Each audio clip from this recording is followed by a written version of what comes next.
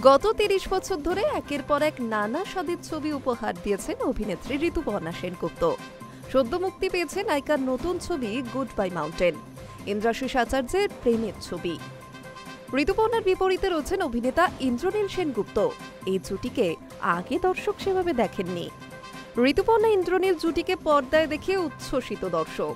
নায়িকার প্রশংসায় ভরালেন তৃণমূল বিধায়ক মদন মিত্র। ছবির বিশেষ প্রদর্শনে হাজির হয়েছিলেন তিনি।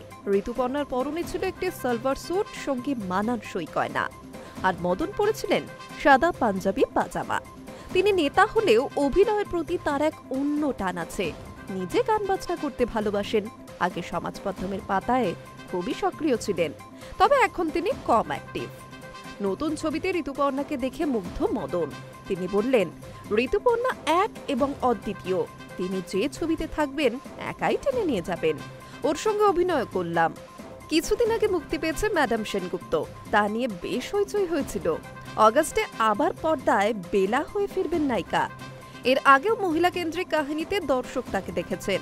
এই প্রসঙ্গে অভিনেত্রী বলেছিলেন, নতুন পরিচালক প্রযোজকদের সঙ্গে কাজ করতে আমি সর্বক্ষণ আগ্রহী, তবে আমার কোনো ছবির সঙ্গে অন্য ছবির মিল খুঁজে পাবেন না কেউ। প্রতিটি গল্প ভিন্ন স্বাদের।